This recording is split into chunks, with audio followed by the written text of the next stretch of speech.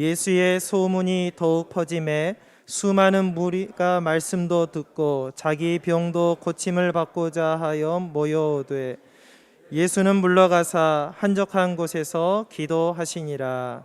아멘. 오늘 말씀의 제목은 속도 조절이 능력입니다. 한번 따라 하실까요? 속도 조절이 능력입니다.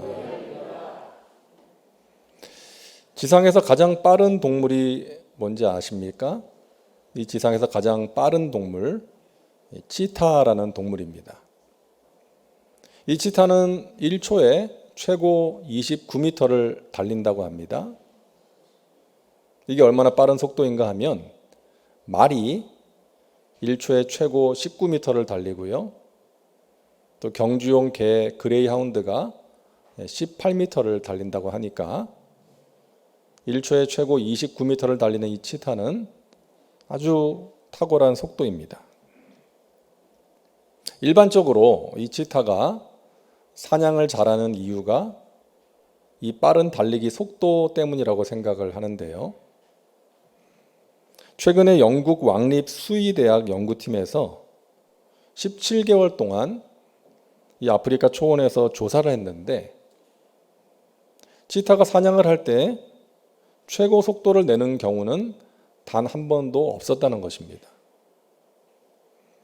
총 367회의 사냥에서 초속 25m로 달린 적이 딱 한 번 있었고요. 나머지는 초속 14m 안팎이었다는 것입니다. 그러니까 이 연구의 결론은 뭔가 하면 치타의 그 사냥을 잘하는 이유는 빠른 속도 때문이 아니라 순간적으로 속도를 줄이는 감속 능력에 있었다는 것입니다. 치타도 사냥에 실패할 때가 많이 있었는데요. 성공할 때와 실패할 때를 비교해 보면 순간적으로 감속을 잘했을 때의 성공률이 높았다는 것입니다.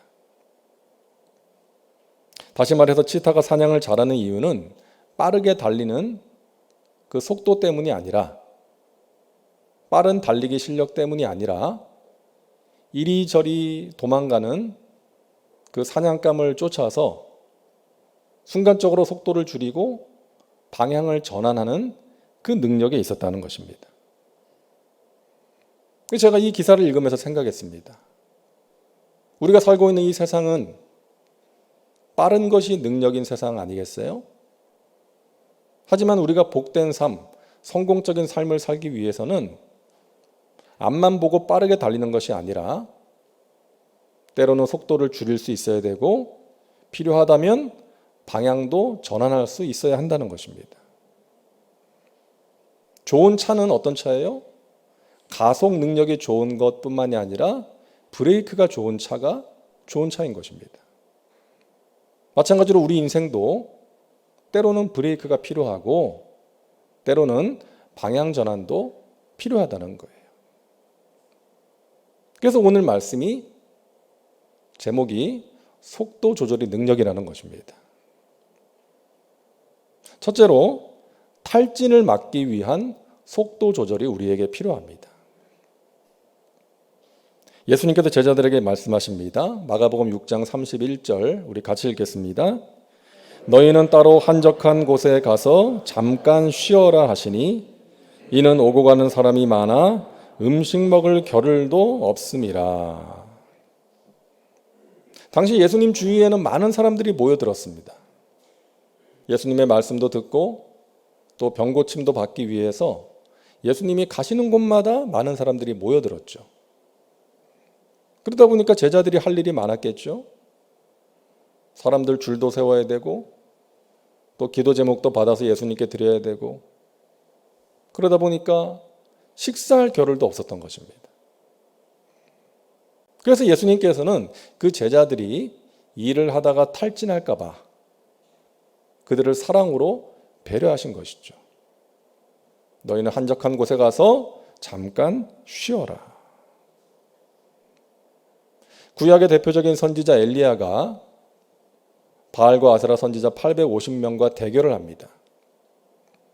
그리고 그가 기도했을 때 하늘에서 불이 떨어져서 하나님만이 참신이라는 것을 보여주셨죠. 그 소식을 들은 이세벨이 사람을 보내가지고 엘리야를 죽이겠다고 위협을 합니다. 자, 그 말을 듣고 엘리야가 어떤 반응을 보입니까? 극심한 두려움에 사로잡혀서 광야로 도망을 가서 한 로뎀나무 아래에 앉아서 하나님께 죽여달라고 호소를 합니다. 차라리 저를 죽여주세요. 자, 우리는 이 장면을 보면서 약간의 당혹감을 느끼지 않을 수가 없는 것이죠. 저 갈멜산에서의 엘리야와 이 광야에서의 엘리야가 너무 다른 거예요. 그동안 엘리야는 두려움을 몰랐습니다. 죽는 것도 두려워하지 않았어요. 담대하게 아합 왕과 맞섰고 바알과 아세라 선지자 850명과 목숨을 건 대결도 마다하지 않았습니다. 그랬던 엘리야가 지금 너무나도 약한 모습을 보이고 있는 거예요. 이유가 무엇입니까? 그 이유 가운데 한 가지는 엘리야의 탈진이었습니다. 그동안 엘리야는 영적인 전쟁을 치르느라 엄청난 에너지를 소비했어요. 바알과 아세라 선지자 850명과 극도의 긴장감 속에서 영적인 대결을 펼칩니다.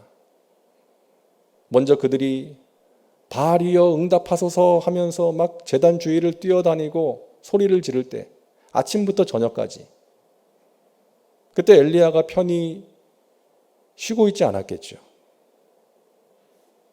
영적인 긴장감 속에서 하나님께 기도하고 있었을 것입니다. 그리고 자기 차례가 되었을 때 하나님께 간절하게 기도한 것이죠. 하나님이 그 기도를 들으시고 불을 내려주셨습니다. 그 승리 후에 엘리야는 바알과 아세라 선지자 850명을 처단합니다. 그리고 갈멜산 꼭대기로 올라가서 3년 반 동안 비가 내리지 않은 그 땅에 비가 내리기를 간절히 기도합니다. 손바닥만한 구름이 떠오를 때까지 7번이나 진액을 쏟는 기도를 드립니다. 그리고 비가 내리자 아합 왕의 마차 앞을 달려갔어요. 여러분, 엘리야도 인간인지라 지쳤겠죠. 몸과 마음이 지친 상태에서 자신의 생명을 위협하는 그 여전히 힘든 현실을 바라보니까 무너져 버린 것입니다. 하나님께서 그런 엘리야를 어떻게 하세요?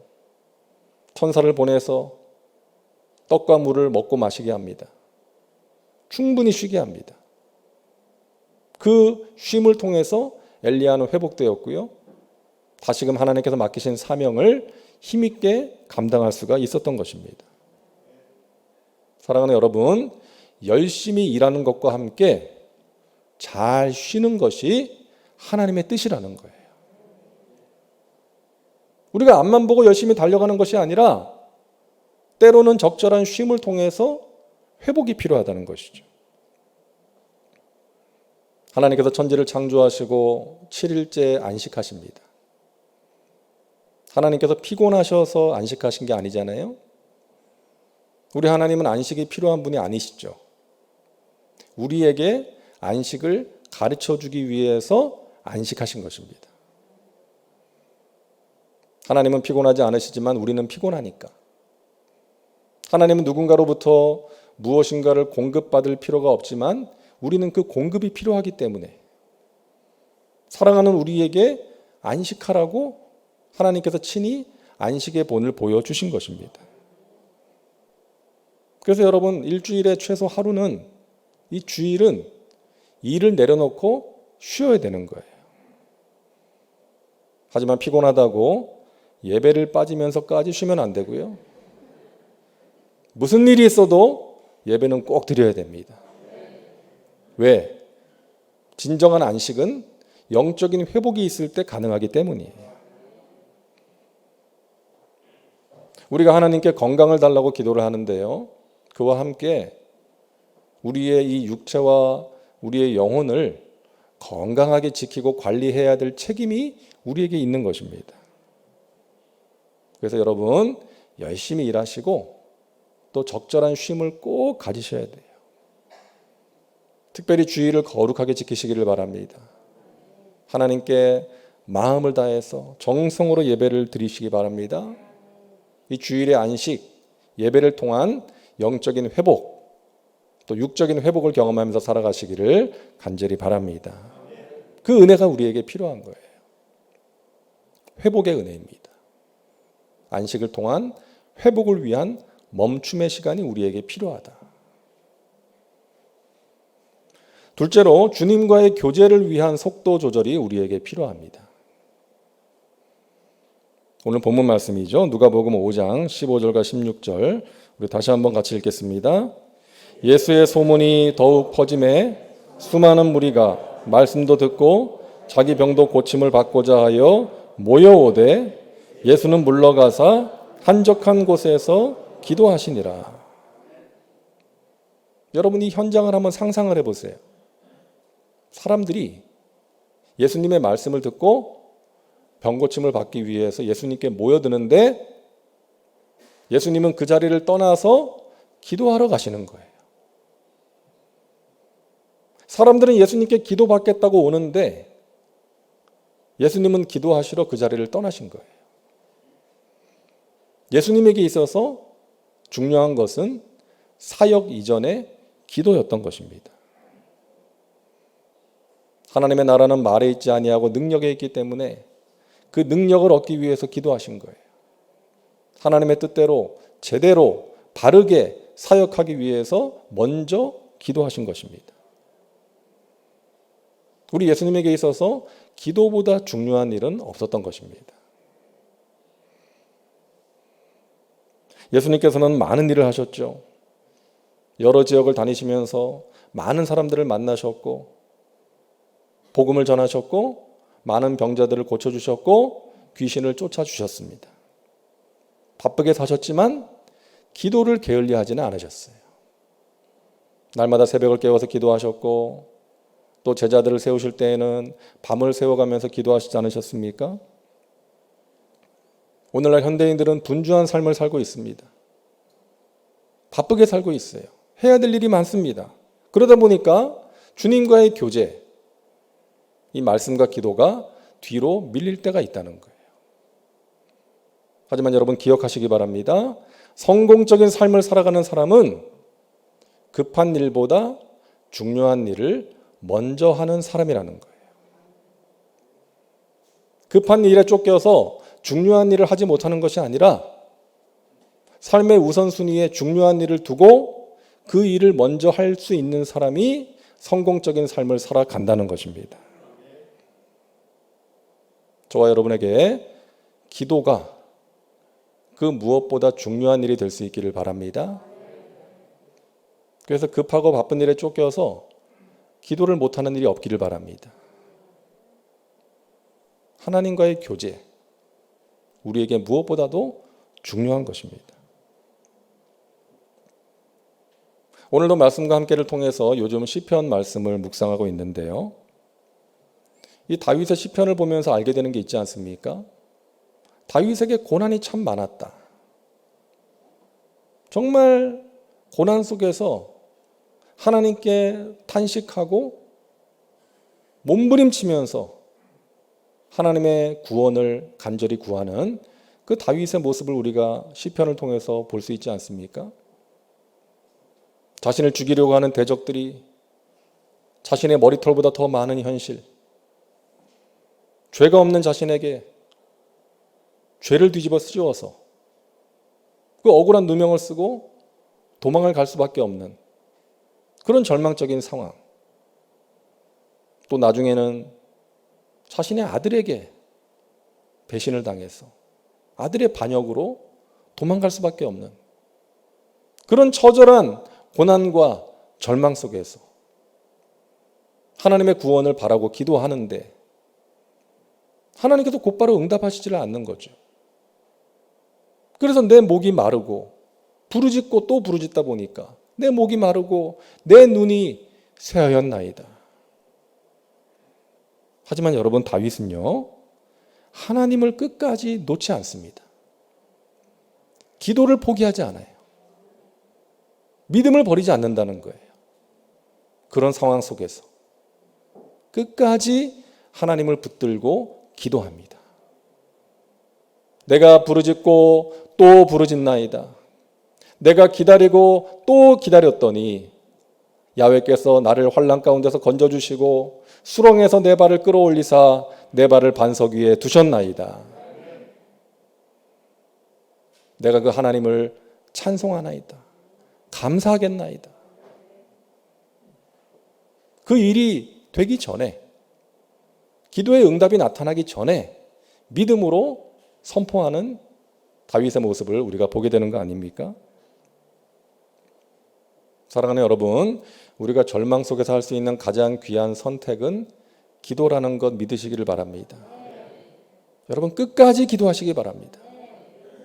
기도하다가 낙심하고 포기하지 마시고, 여러분을 사랑하시는 하나님, 지금도 살아계신 하나님, 나의 삶 가운데 선하신 뜻을 이루시는 그 하나님을 여러분 끝까지 믿음으로 붙드셔서 마침내 나의 대적을 심판하시고 나를 수렁에서 끌어올려서 내 발을 반석 위에 세워주시는 그 하나님을 경험하고 찬양하는 믿음의 백성들 되시기를 주님의 이름으로 축원합니다. 주님과의 교제, 이것은 우리 육체의 본능을 거스르는 것입니다.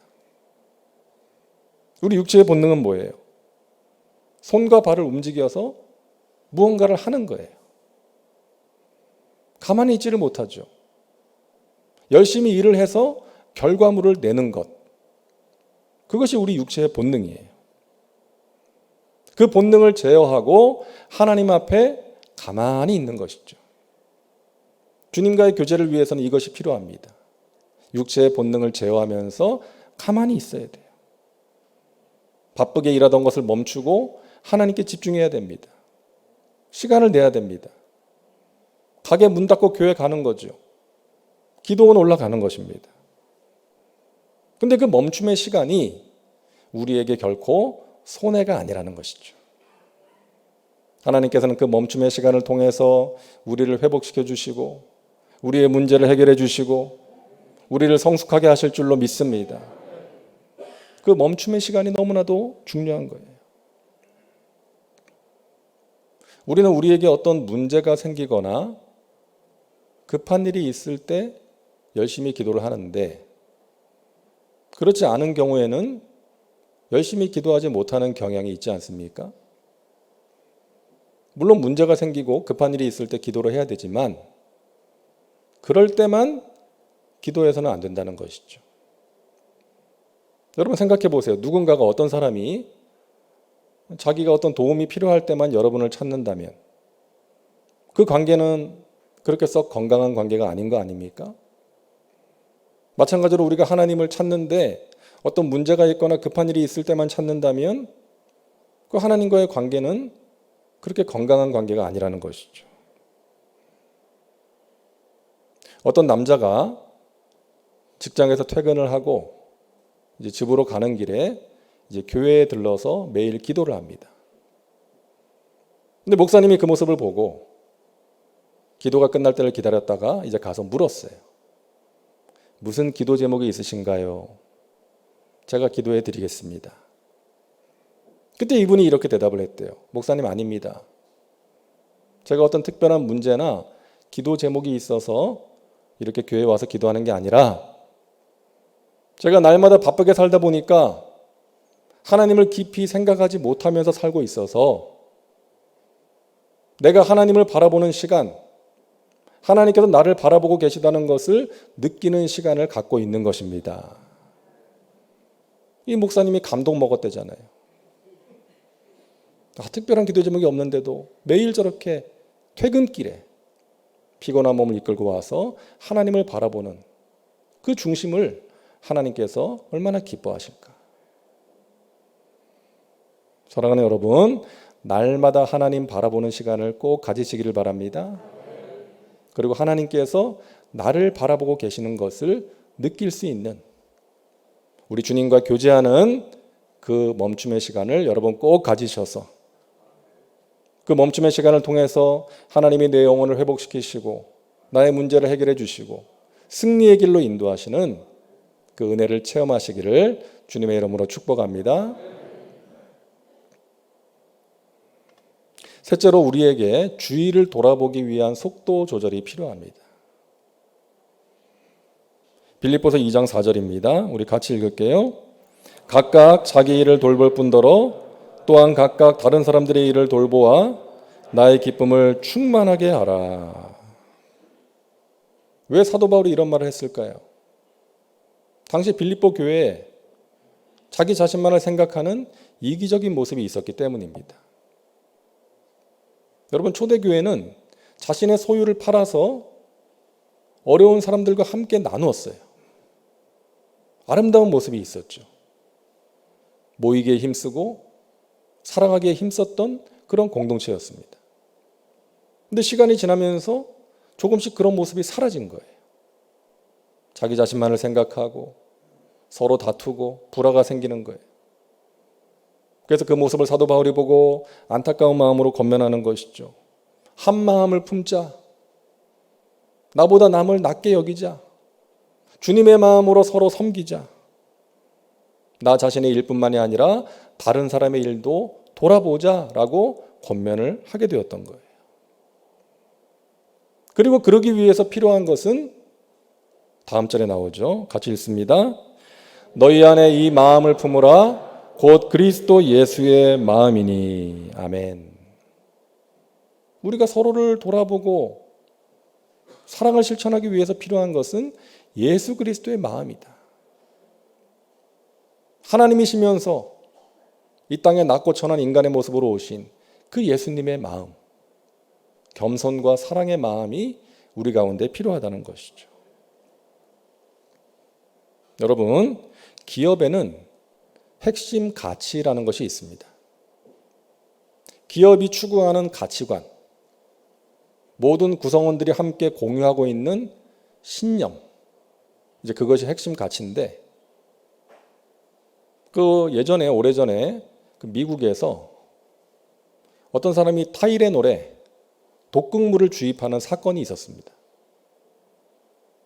그래서 그 회사에서 이제 긴급 비상회의가 소집이 되었는데, 회의를 시작한 지 5분도 안 돼서 미국 전역에 배포되어 있는 타이레놀 전량을 수거한다 라고 결정을 내립니다. 그 결정이 어떤 결정인가 하면 회사가 1억 달러가 넘는 손해를 보게 되는 결정이었어요. 하지만 소비자들은 그 회사를 신뢰하게 되었던 것이죠. 근데 여러분, 회사가 그런 막대한 손해를 감수하는 그런 결정을 그렇게 신속하게 내릴 수 있었던 이유가 무엇인가? 고객을 먼저 생각하자는 회사의 핵심 가치 때문이었다는 거예요. 이처럼 여러분, 핵심 가치라는 것은 어떤 일을 결정하거나 평가할 때에 기준이 되고 근거가 되는 것입니다. 교회의 핵심 가치가 뭡니까? 우리 믿는 자들에게 핵심 가치가 뭐겠어요? 사랑이라는 거죠. 우리 예수님이 정리해 주신 그 율법의 대계명, 하나님을 사랑하고 이웃을 사랑하는 것, 그것이 우리 믿는 자들이 가지고 살아야 되는 핵심 가치인 줄로 믿습니다. 교회의 핵심 가치예요. 하나님을 사랑하고 이웃을 사랑하는 거예요.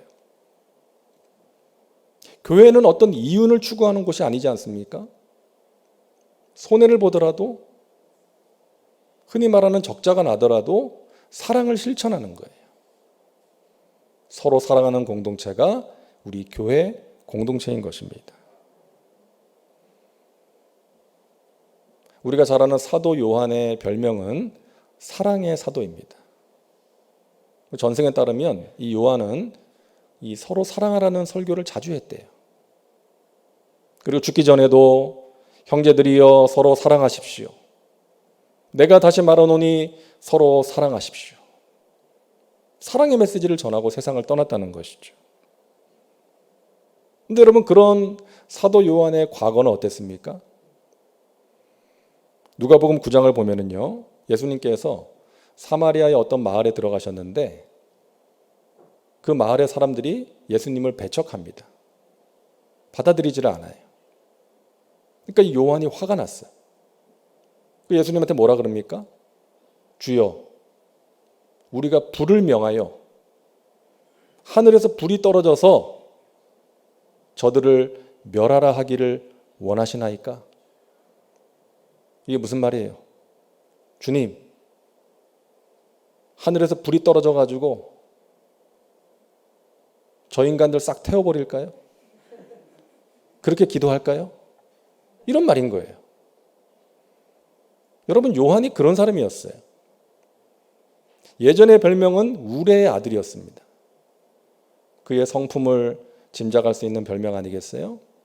그런 우레의 사도가, 우레의 사람이 사랑의 사도로 변화된 거예요. 우레의 아들이 사랑의 사도로. 우리 예수님이 십자가를 지셨을 때 그 자리를 끝까지 지켰습니다.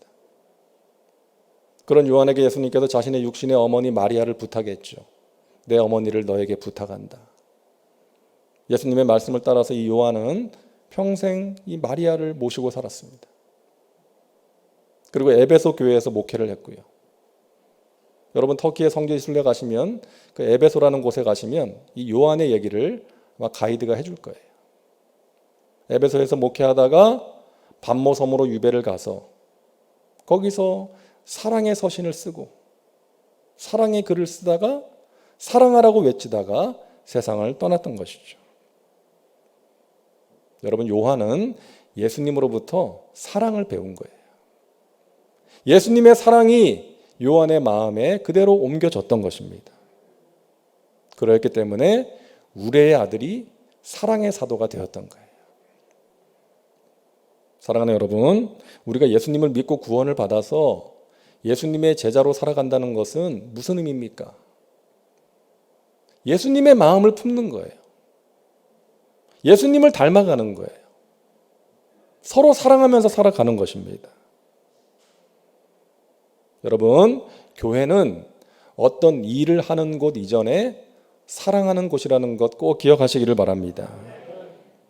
우리가 주님을 위해서 어떤 일을 하다가 사랑을 잃어버리면 안 돼요. 일을 하다가 서로에게 상처를 주고 아픔을 주면 안 된다는 거예요. 모든 일을 사랑으로 하시기를 바랍니다. 사랑을 놓치면 안 된다는 거예요. 그것이 우리의 핵심 가치이기 때문입니다. 행복전도사 닉 부이치치 여러분 아실 거예요. 태어날 때부터 양쪽 팔이 없고 다리가 없어요. 저런 몸으로 살아가는데 얼마나 얼굴이 밝고 행복한지 몰라요. 전 세계를 다니면서 사람들에게 희망을 전하는 그런 사람 아닙니까? 이 사람이 이런 말을 했습니다. 제가 죽은 뒤에 장례식장에서 사람들은 나의 외모나 성공이 아니라 내가 어떤 사람이었는지를 얘기할 것입니다. 오늘이 마지막 날이라면 사람들이 나를 어떻게 기억할까요? 나의 외모나 지성, 성공은 기억하지 않을 것입니다. 내가 어떻게 사랑하고 어떻게 용서하고 사람들에게 용기를 줬는지를 기억할 것입니다. 여러분, 우리에게 중요한 것이 무엇입니까? 우리에게 중요한 것 여러 가지 있겠죠. 건강도 중요하고 돈도 중요하고 우리가 사는 집도 중요하고 하지만 우리가 며칠 후에 세상을 떠난다면 이런 것들이 여전히 중요할까요? 중요하지 않을 거예요. 여러분, 우리에게 진정으로 중요한 것은 무엇입니까? 우리가 하나님의 사랑으로 구원받아서 하나님의 자녀가 되어서 영원한 천국 백성이 되었다는 것. 그리고 우리에게 중요한 것은 이 세상을 살아가는 동안에 주님의 말씀을 따라 하나님을 사랑하고 우리의 이웃을 사랑하면서 살아가는 것입니다. 믿으시기 바랍니다. 그게 중요한 거예요. 여러분이 사랑하고 용서하고 용기를 줘야 될 사람이 여러분 주위에 있습니다. 물론 나도 힘들고 내 발등에 떨어진 불도 있지만 내가 다가가서 용기를 주고 사랑을 전해야 될 사람이 우리 주위에 있다는 거예요. 그들에게 가서 예수 향기를 전하고 위로해주고 격려하고 우리가 함께 서로를 세워주고 같이 기도함으로 하나님이 주시는 위로와 소망을 발견하고 그것으로 이 험한 세상을 함께 이겨나가기를 우리 주님께서 우리에게 원하시는 줄로 믿습니다. 다시 한번 따라하세요. 속도 조절이 능력입니다. 여러분 달려가던 발걸음을 멈추고 하나님 바라보시기를 바랍니다. 하나님의 은혜를 구하시기를 바랍니다. 멈추어서 여러분 자신을 살피시기를 바랍니다. 내가 지금 제대로 달려가고 있는가? 내가 바른 길로 달려가고 있는가? 여러분 자신을 살피셔야 됩니다. 그리고 멈추어서 여러분 주위를 둘러보시기를 바랍니다. 나의 위로와 도움이 필요한 사람이 있지는 않은가? 그들을 사랑으로 격려하고 또 여러분 용서해야 될 사람이 있다면 용서하시기 바랍니다.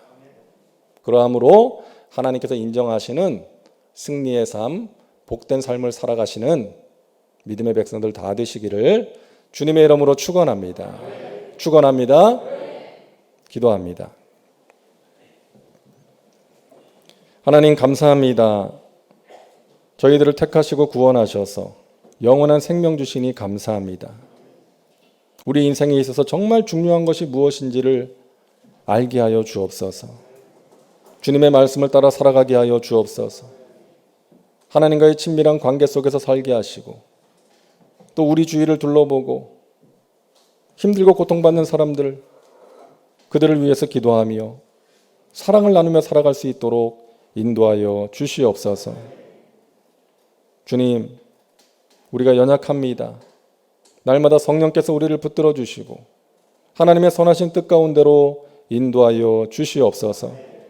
날마다 영적으로 깨어서 하나님 바라보게 하시고 하나님이 나를 바라보고 계심을 느끼는 그 시간을 꼭 가질 수 있도록 인도하여 주시옵소서.